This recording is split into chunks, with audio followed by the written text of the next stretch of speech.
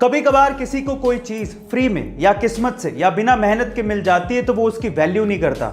बाद में वो उसे गवा देता है और फिर पछताता है। उसी में से एक चीज है पैसा, जिसे अगर आप मेहनत से कमाओगे तभी आप उसकी कीमत समझ पाओगे।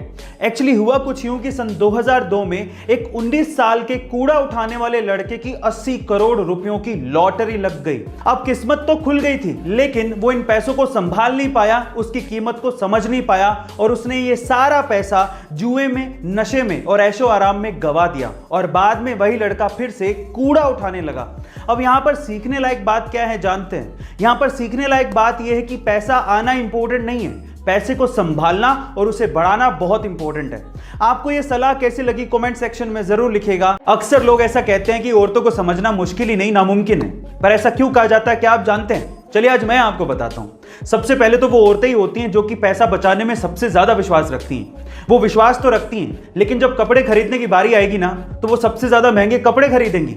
सबसे ज्यादा महंगे कपड़े खरीदने के बावजूद भी अगर कोई त्योहार आएगा तो वो यही कहेंगी कि मेरे पास तो पहनने के लिए कपड़े ही नहीं है। ऐसा कहने के बावजूद भी वही औरतें सबसे ज्यादा सज धज के बाहर निकलती हैं। सच धज के बाहर निकलने के बावजूद भी उनको खुद पे सेल्फ सेटिस्फेक्शन नहीं होता कि मैं अच्छी लग रही हूं कि नहीं लग रही हूं। उसके बावजूद भी वो आदमियों से ये एक्सपेक्ट करती हैं कि वो उनकी तारीफ करें, और जब आदमी तारीफ कर दे तो वो उन्हें झूठी लगती है। गाइस, इसीलिए कहा जाता है कि औरतों को समझना मुश्किल ही नहीं नामुमकिन है। आप इसे कितना इत्तेफाक रखते हैं कमेंट सेक्शन में जरूर लिखिएगा। कल इंडिया ने इंग्लैंड के खिलाफ इंग्लैंड की सरजमीन पर लॉर्ड्स के मैदान में ऐतिहासिक जीत दर्ज की, लेकिन इस मैच का क्लाइमैक्स क्या था? देखिए, केएल राहुल या फिर रोहित शर्मा की बैटिंग या फिर ईशांत, शमी, सिराज और बुमराह की बॉलिंग, ये सारे फैक्टर्स तो थे ही, लेकिन इसके अलावा सबसे बड़ा फैक्टर था शमी और बुमराह के बीच की अनबीटन पार्टनरशिप, जो कि 9वें विकेट के लिए इंग्लैंड के खिलाफ सबसे बड़ी पार्टनरशिप थी। दोनों ने मिलकर 89 रन जोड़े और एक भी विकेट गवाया नहीं। अंगद के पैर की तरह क्रीज पर जम गए। शमी ने तो अर्धशतक ठोक डाला।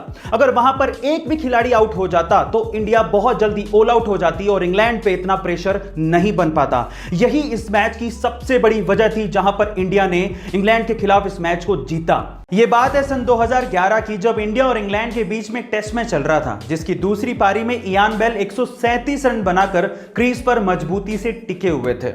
इतने में ईशांत की एक बॉल को मॉर्गन ने बाउंड्री की तरफ भेज दिया। इयान बेल को लगा कि वो बाउंड्री हो चुकी है और इसी वजह से वो क्रीज में वापस लौटे नहीं। जब बॉल वापस आई तो एक इंडियन खिलाड़ी ने उन्हें रन आउट कर दिया और थर्ड अंपायर ने भी माना कि ये रन आउट है, लेकिन फिर भी तब कप्तानी कर रहे एमएस धोनी ने अपने रन आउट की अपील को वापस ले लिया और इयान बेल वापस से क्रीज पर आए और अपनी बैटिंग की। गाइस, एमएसडी की स्पिरिट को देखते हुए आईसीसी ने 2020 में एमएसडी को ICC cricket of the spirit award से नवाजा। गाइस, आपको एमएसडी की स्पिरिट कैसी लगी कमेंट सेक्शन में जरूर लिखिएगा और ऐसे अमेजिंग वीडियोस के लिए शेयर, सब्सक्राइब एंड लाइक। मिलता है अगली वीडियो में।